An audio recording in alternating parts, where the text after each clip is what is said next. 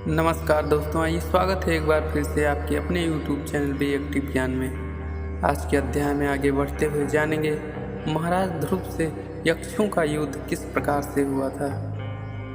मैत्री जी कहते हैं, हे विदुर जी, राज्यारोहण के पश्चात शिशुमार नामक प्रजापति की कन्या भ्रमी के साथ ध्रुव जी का ब्याह हुआ, जिससे कल्प तथा वत्सर नाम के 2 पुत्र हुए। साथ ही ध्रुव जी की एक और स्त्री थी जो वासुदेव की कन्या थी, जिसका नाम इला था और जिससे उनके उत्काल नाम का पुत्र हुआ।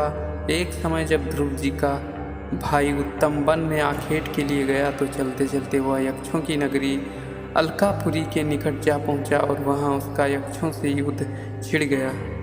उस युद्ध में यक्षों ने उत्तम को मार डाला।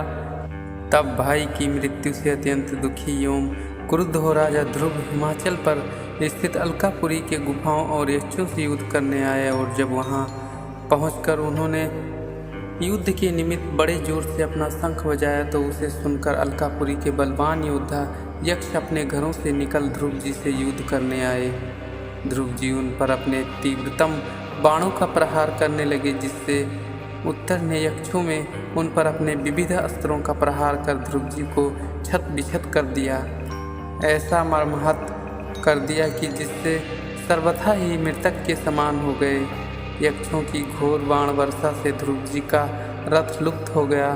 तब उनको इस प्रकार लुप्त और मर्माहत हुआ जानकर गगनवासी देवताओं ने हाहाकार मच गया और लोग कहने लगे कि हा हंत, मनुवंश के सूर्य रूप ध्रुव जी मार डाले गए, जिसे सुनकर यक्षों को बड़ी प्रसन्नता हुई।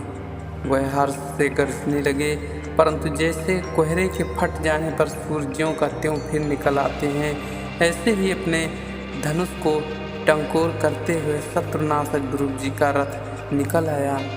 फिर तो उन्होंने यक्षों पर घोर बाण बरसाना आरंभ किया। बात की बात में ध्रुव जी ने यक्षों की अपार सेना और उनकी अपार माया को छत बिछत कर दिया, धराशायी बना दिया। उनके कटे मरे अगणित वीरों से युद्ध भूमि पर पट गई। कोई भी यक्ष वीर ध्रुव जी का सामना न कर सका, समर्थ न हुआ।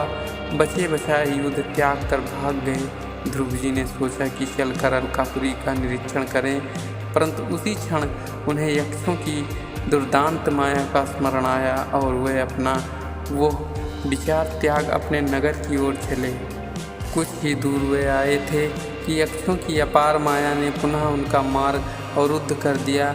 यक्षों की घोर गर्जना से मानो वज्रपात सा होने लगा। प्रलय काल सा दृश्य उपस्थित हो गया। मुनियों को ध्रुव जी के लिए चिंता हो गई। लोग उनके कल्याण के लिए भगवान से प्रार्थना करने लगे।